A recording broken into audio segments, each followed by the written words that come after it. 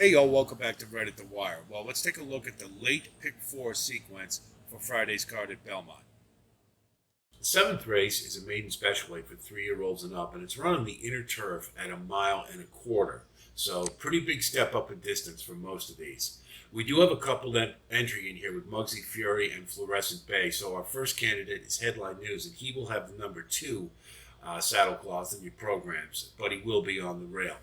Good connections, Joseph Allen, Jose Ortiz aboard, Jimmy Toner's having a really nice year.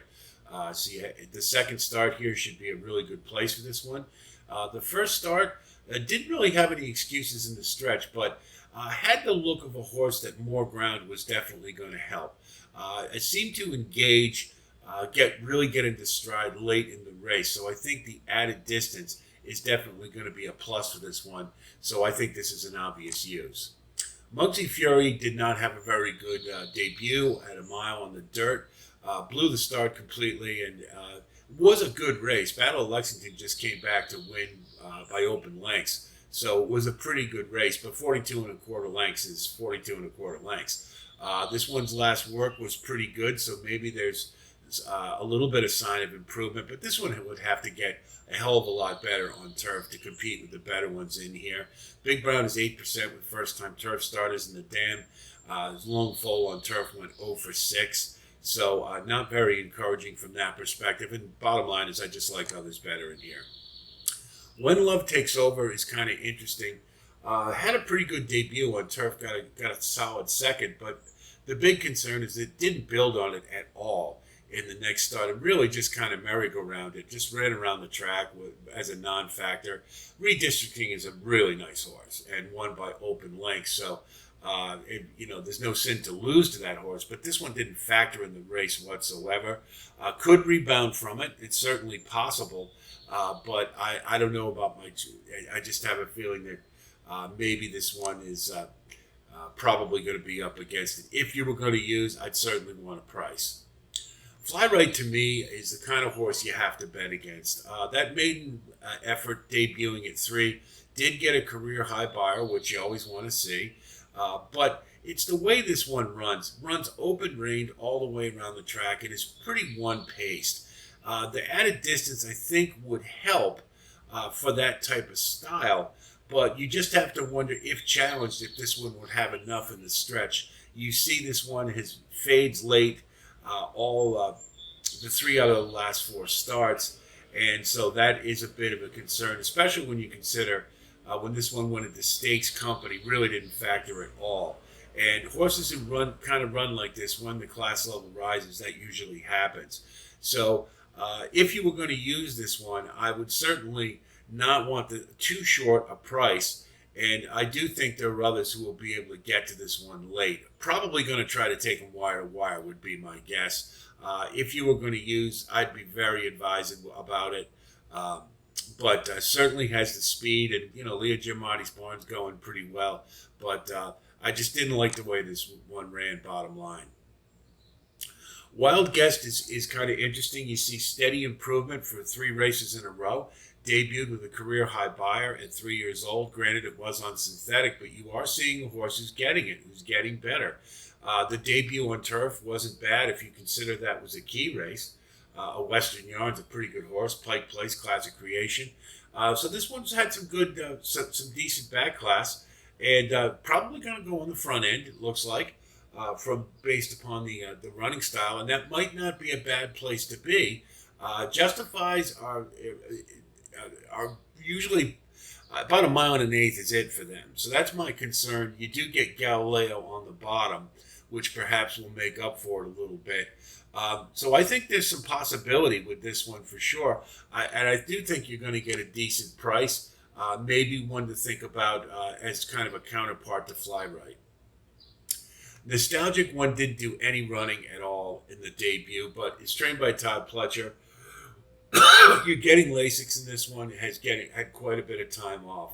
I have seen plenty of Todd Pletcher horses not run a lick to start, and then their second start run dramatically better races. So it's certainly possible in this instance, and you are probably going to get a decent price. So this is one maybe you think about using as well.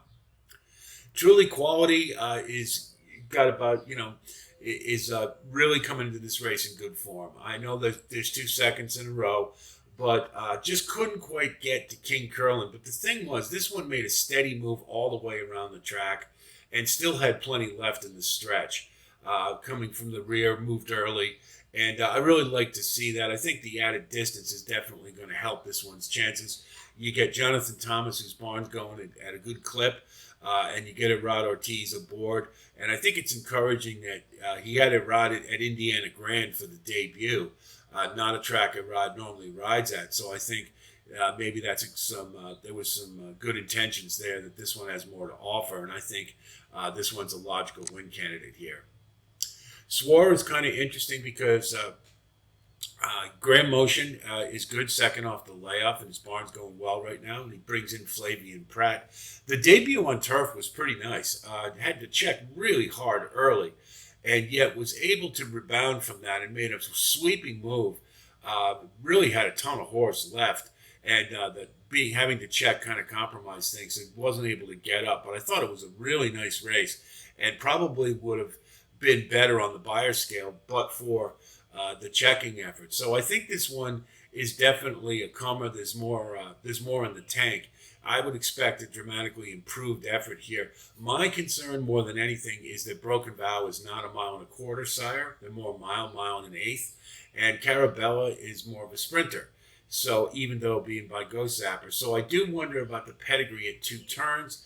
And that's my big issue more than anything else. But I think this one's very capable of improving and could, at a price, could be a contender in this race. Fluorescent Bay has shown steady improvement for 3 straight starts, but they've been at the state bred level, and the last 2 were at the maiden claiming level. And certainly you have a horse headed in the right direction, but I think that is a little over his head in this case, so I would pass. Lock and Key to me is pretty interesting. That last race in particular, granted, got a 4th, that's true. But, really, I love the way this one was floated over the turf. Just had a really fluid, natural closing kick. And just looked like more is definitely coming, improvement. I mean, just really, it's not often I get that impressed with a horse who finishes 4th. But I really like the way this one went around the track. And you have to consider this one's backing up from a 1 3/8 to a 1 1/4. And that might be right into this one's wheelhouse. So I think you're likely to get a price. I think this one's extremely interesting. And I would definitely use for the value play. The 8th race is a $25,000 claimer for non-winners of 2 lifetime 3-year-olds and up. And it's run on the dirt at 6 furlongs. Number 1 is Devil's K. This is a first off the claim for Linda Rice, and you get Jose Ortiz aboard, and they've just been automatic at this meet, winning at 30%. Linda Rice won the training title, just been cruising going into Saratoga. This one has a little bit of back class and ran at the 40,000 level at 7 furlongs last time, and it was a pretty good race. Got right to the top of the stretch and was poised to take the lead, and then just got overtaken by better horses. So I think the class drop makes a lot of sense here, and you're going back to 6 furlongs. I think this one's a logical pick in here. Ginsu Warrior is 0 for the last 2 years, 0 for 18, and that's kind of enough for me. You can see that they played around with the class a little bit. Most of the time it's been at the 16,000 level, and really hasn't factored enough, and I just can't see it here, so I'll pass. McCarr ran a pretty good race last time at the starter allowance level. Was on the lead for quite some time, and did keep on at a mile. She did, obviously fell back and lost to better horses. So you're getting a cut back to the 25,000 level, which would likely help things. There is other speed in here I think is going to make it a little difficult for this one. And you see mostly it's been running at the state bred level with some success. Broke the maiden and factored in the other races. But I think maybe, there's some things to like here, but there is other speed that I think is a little classier. And so I think this one's probably up against it. Scotto is trained by Eduardo Jones, who is dead at this meet, 0 for 28. And you look at this one, and just hasn't factored at the 25,000 level last time, but just really hasn't done much and is 0 for the last 2 years. And I think Eduardo needs to start looking at the condition book a little more closely, because this is par for his horses. They're just outclassed, and this one's not good enough. Dad's Good Runner is another one that really hasn't been doing much. Has had a decent year, I guess you could say. Won at the broke the maiden at the 20,000 level, but ran at 30 last time, and on the turf, and wasn't much. You're getting a surface switch back to what I suppose you could call the preferred, but this one just doesn't look good enough, so I would pass. Pressure is taking a class drop, just like Devil's K, and is also cutting back in distance. This one from a mile. The last effort was decent, and was on the front end most of the time, and just got overtaken late. So obviously the class drop is going to help. You do see this one running at the N1X allowance level, and has a little bit of back class here. So I think if this one can return back to form with the drop, Rudy Rodriguez is good with claimers, and his barn is doing pretty well right now. And you do get Ruben Silvera, who's had a nice meet at Belmont coming up from Park. So I think there's some things to like here, and I would definitely use. Copper Chalice is kind of interesting. The big problem for this one, I think, it just is going to have way too much to do. Comes from the clouds, and at 6 furlongs, cutting back in distance is probably going to work against this one, would be my guess. You see ran on turf at a mile at the N1X level last time, and obviously just couldn't handle it. So the class drop will help, but I don't think the running style is very conducive to a good effort, given the 6 furlong race. The one thing you can say is that the tab is pretty good. There have been 4 straight solid works, including a bullet last time. So maybe there's a little more to offer here, but I do wonder about that late running style. And if I was to use, I'd certainly want to have a price. Sorry about that. Moving Pictures is another one claimed by Rudy Rodriguez, a claimer from Rudy Rodriguez. And he is 20%, 46% in the money, third off the layoff in this spot. The one thing you could say, though, they did drop this one to 16,000 in the debut at 4 years old, and it did get a second, but really, when you consider this one was running at the N1X allowance level and ran at a 50,000 claimer, it should have really improved the chances, and it didn't. So that's a big red flag. They moved this one up to 30,000 on turf, and obviously that was a dud. So this one's back to a preferred surface. And if you can excuse the May 20th outfit as being the slop, didn't take to it terribly well, then maybe you've got a horse here who could factor, because there is some back class here. You're probably going to get some decent value, and I think this is maybe one to think about. Playing with Matches is another one taking a drop, and from the N1X state bred level on turf, and obviously that didn't work out very well. But if you go back to the dirt form, it's not too far removed from the other better ones in here. And if you consider those efforts were at the option 50 level, this is a fairly significant drop from there. I think this one's chances would likely improve. Probably going to get on the lead, and we'll have a little bit of competition from McCarr, I think, and pressure. But Mark Hennig did get a win the other day. He hasn't done great at this meet, but it looks like his barn's heating up a little bit. So this is one I think that maybe you think about as well. The 9th race is the Grade 3 Manila Stakes, and it's run on the turf at a mile for 3-year-olds. And the thing to note at Belmont is this is basically a one-turn race. It's going to start out of a chute. So it's on the Widener. It's basically one turn, and as we know, that does help early runners a little bit to the inside because they will have to tactically be able to get to where they need to. Number 1 is Armstrong, and good barn, Jose D'Angelo, and you get Javier Castellano. Kind of a tall order, I think, given this one's record, first time on turf. Teppered is 12% with first-time turfers, and this is the first foal for the dam. So it's not, it's not overly glowing for turf, pedigree wise. Let's say it's okay. This one has made some fairly steady progress, and the last one was a good effort on synthetic, and followed up a breaking the maiden on synthetic as well. And judging by the stride, I don't think turf is going to be a problem the way this one runs. I just think it's a tall order, just probably going to be outclassed in this group. Talk of the Nation. I've always liked this horse. You got great connections, Shug McGahee, Jose Ortiz, and the Allen stable. So it's great from that spot. The last one was a little disappointing. I'd have to believe it's because this one was scratched out of the American Derby on Derby Day, and we still don't know why.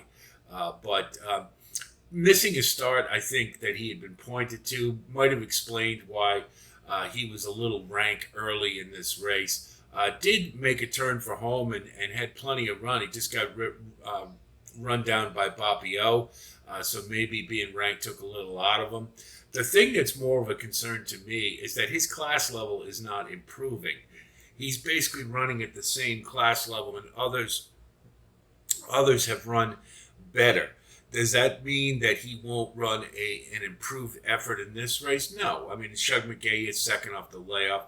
You do note Shug's barn's a little cold at this meet compared to what he normally does. So it's not a foregone conclusion that this one's going to run a really good race here or a winning effort. So I got some mixed signals on this one. I do like this horse. I just probably like others a little bit more. Number 2 is More Than Looks, trained by Cherie DeVoe, and you get Johnny V aboard. This one is an improving sort. It's been steadily getting better. And the last race was against Older in an N1X and put in a pretty good effort, I thought. And I think he's poised to run another big race. He's going to be coming from behind and on a one-turn race that maybe isn't necessarily the best scenario. But Cherie DeVoe is 21%, 50% of the money second off, and had a little bit of freshening from April to June. So it's not an ideal second off, but it's close enough. And I think this one's got some upside. And I think that at a price, this is one maybe you want to think about using, particularly if you get any kind of a duel between Major Dude and Nagarok. This one could maybe clean up. Number 3 is Nagarok. Graham Motion is doing great with his barn. It's third off the layoff, and hasn't done much wrong. I'm a little disappointing in the Transylvania, but only lost to Mo Stash, and Mo Stash is a pretty darn good horse. So we can't hold that too much against that. The last one in the Murphy put it all together and won pretty convincingly. It was a kind of a weak field, but this one did what he was supposed to do. And won the race fairly convincingly. Motion's perfect with Flavian Pratt so far at this meet, and he's back aboard. So all systems to go here. I think this one's a logical win candidate, particularly with the one-turn configuration. Major Dude is another one. Hasn't done anything wrong. Has been solid on turf all year. One of the leaders of the 3-year-old division for Todd Pletcher. The Penn Mile. And one thing is kind of interesting. The last 3 starts, I've noticed his closing kick or his last fraction has been getting progressively faster, and he's running a little slower on the front end. And I don't know if that's by design or not, but it is a rather interesting thing to think about in this race in particular. That might be a tactical disadvantage because you're going to have Nagarok up near the pace, and he might get first jump. But there's no reason to not to use this horse, and he is improving. He's run at class levels higher than anybody else in this race, and has been a winner. So I think this one's a logical use as well. Belluni is Chad Brown at Belmont on the turf. It seems like an automatic, but you can't like this horse after that Pennine Ridge. That was a good field. You had Khalik, Far Bridge, Silver Knot. That was a solid field, but this one was a little keen in the back early, but made a move at the top of the stretch wide and, for all intents and purposes, looked like he was going to just sweep in if not to win, to be competitive, and just totally flattened out inexplicably. Um, you notice Jose Ortiz jumped off, and you get Joel Rosario. So this one will be coming from the back again, more than likely. Really hard to like after that effort. I'm sure Chad Brown will get this one to run an improved race, but really hasn't demonstrated that this one belongs in the graded stakes field right now, and I would think this one would be under at best. Activist Investing is the second Chad Brown, and closed out the 2-year-old campaign with a nice win.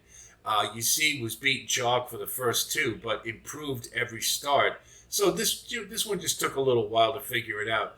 I thought that was a pretty good effort to close out the 2-year-old year. Closed pretty nicely to get up just in time, and Scramble's a pretty good horse as well as Clubhouse. So that was a pretty good maiden win. You can't knock Chad Brown coming off the layoff. I'm sure this horse is going to run an improved effort, and might be a sleeper in this field, and maybe you think about using this one. You might get some value, even with a Chad Brown in Klarovich Stables. Dreaming of Kona really can only be considered a pace factor, I think. Hasn't run on turf yet, but just the prior efforts. I mean, I think this one would really need a monster effort to wire this field. Certainly a one-turn mile is going to help the chances, and did win last time on the synthetic, but didn't really beat a whole lot. And I think this one, given the Derby Trail efforts, proved that this one's a little overwhelmed class-wise. If you like her, you'd have to think he's going to wire the field, and I just don't see it. But if you do want to use her, you're going to get a big price, but I think I'll pass. The 10th race is a maiden claimer for $75,000 for 3-year-olds and up fillies and mares, and it's run on the inner turf at a mile and a 16th. And if you look at the configuration, you see this starts on a turn, so it's more of a turn and a half race as opposed to 2 turns. Horses to the inside tactically are going to have a pretty good advantage. Just say right off the bat, this is a spread race. To me, it's not really overly defined because we have a lot of horses with dubious form. Number 1 is Freedom for All, and one thing you can say about this one is that, is the case with most Kenny McPeaks, this one's getting a little better with every start. Now moving to turf, but American Freedom is not a good turf sire, and the dam doesn't provide much either. So you just have to wonder if maybe he's trying to shake this one up. Could very well run a winning race. I mean, does seem to be getting a little better, but it's not a lock for certain. So you use at your own risk. Particularly when this one sold for $90,000 and is now running at $75,000. I don't know. I got a lot of mixed signals here. Number 2 is Katie's Check Ride, and trained by Jimmy Bond. And right off the bat, with Jaime Torres as the jockey, the expectations can't be terribly high because he's not a good turf jockey right now. Certainly he'll learn. But Street Sense is 14% first-time turf. And we can maybe draw a line through the last one because Randomized is a pretty solid horse and was a runaway winner. So maybe we can cut a little bit of slack. But there's not a lot other than that to endorse this one, in my opinion, so I would probably pass.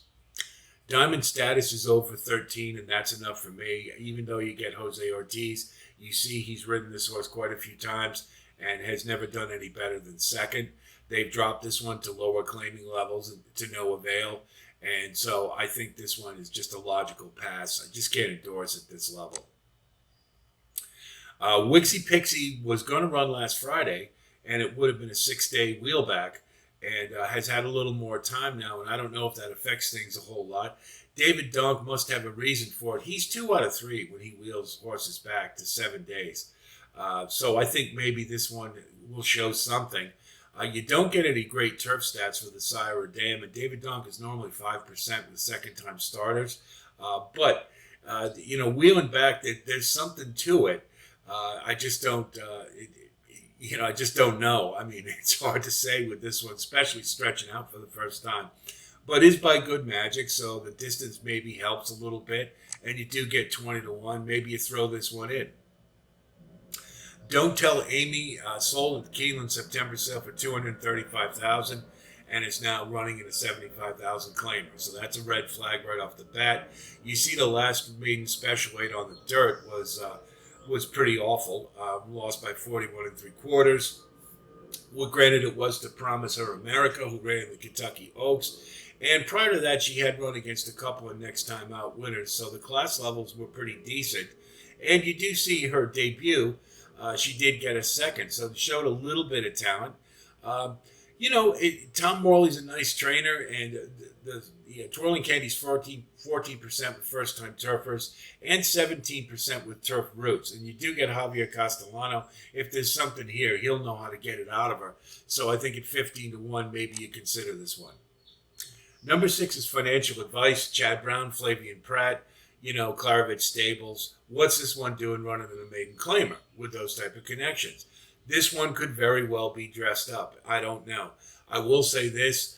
Certainly Chad Brown, coming off a layoff. I'm sure if there is anything that could be fixed, he did. So you'd have to believe this one will be a win candidate. Those first 2 starts weren't terribly promising, but you do note that was a key race last time. And Highland Grace is a pretty good horse, as well as Prerequisite. So, there might be something here. You do note that Wooten Bassett stud fee was $170,000. I believe this one sold for $130,000 and is now running for $75,000. So that's a bit of a red flag. But Chad Brown, you got to use as a win candidate. But this is a very lukewarm favorite in my opinion.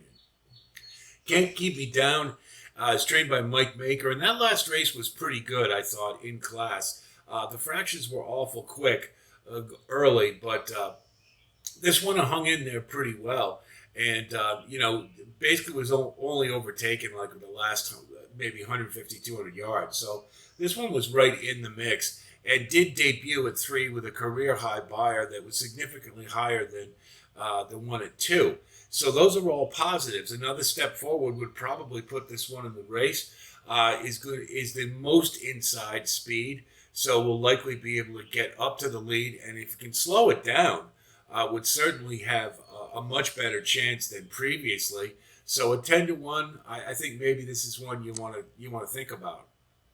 Volatility just missed last time. Was one of the ones that caught Can't Keep Me Down. The only thing about this one is the class drop helped a little bit placement wise. I mean, got third and was leading briefly, but you do note that this horse is sort of in a plateau. Has been running at the same 60s buyer level for all of her starts. So you do have to wonder if there's any more in the tank. Now you're getting a Rod Ortiz, and that's obviously a plus, and that'll probably beat down the odds, unfortunately. But I think in this race, you probably have to keep in the mix. Meow Meow Hiss is trained by Horacio De Paz, and previously this one was trained by Jimmy Jerkins, and he's a good trainer, and he couldn't get much out of this one. So I don't know how much left there is to improve. That last race was not much. Again, it was the key race with Prerequisite and Highland Grace, but this one didn't do any running at all in it, and that's really the big issue. It was just a very mild rally, and maybe the freshening will help a little bit. I just like others better in this spot, and so I would pass. Whiskey Lullaby is very logical in this spot, trained by Michelle Nevin, who's had a solid meet. You look at those prior numbers at the maiden special weight level, and they would probably win this race without much problem. The difficulty is that this one is on the extreme outside. We're in a race that starts on a turn, and this one wants to get to the lead. So tactically, this one is at a very big disadvantage. However, may be able to rate. I mean, hasn't really shown a whole lot of ability to do that so far. But the numbers alone, those buyer numbers, just tell you that certainly it's possible that this one could factor in this race. I don't think you can leave off given the back class. So I think this is one you have to use. But tactically is kind of up against it and did sell for $200,000 and is now being run for $75,000. So that's a red flag. The also eligible is Get Respect. It's trained by Barkley Tag. And this is another one that had some back class at 2. Ran some pretty good races. But that first one off the bench was just a total clunker. 24 3/4 lengths out, didn't run a step. Second off the layoff, this one will likely run better for sure. And maybe if it draws in, given the back class, you give this one a thought. But, You also note that she likes to run in the front end as well and is going to be on the extreme outside, so it's not a lock by any means. If this one goes to the main track, Party at Grants is a logical win candidate. Linda Rice, Jose Ortiz was knocking on the door at the 30,000 level. Granted, it is a bump up in class, but that was a key race last time, and this one factored in it pretty well. So you'd have to believe a move forward is logical. So if it goes to the main track, I think this one is definitely one you want to use. So here's what our ticket looks like for the pick four. In the seventh, we're going to use 2, 7, 8, and 9. And parenthetically, I've put the 4 fly right if you want to throw in your tickets. But I think that horse is a bet against. In the eighth, we're going to use 1, 6, and 9. In the ninth, the feature, the Manila, we're going to use 3, 4, and 5. And in the 10th, we're going to spread, as I mentioned, with 5, 6, 7, 8, and 10. So that's a $90 ticket on a 50-cent base. So that's the late pick four for Friday, and the Manila Stakes looks in particular to be really intriguing. I think that's going to be an exciting race. You've got some interesting plays there, and I'm really looking forward to seeing that one. We have some changes coming. We have our website we will be introducing next week prior to Saratoga, and there'll be more on that to follow, particularly for you existing subscribers. I think you're really going to enjoy what we've got for you. I've got a little loyalty program that we intend to introduce.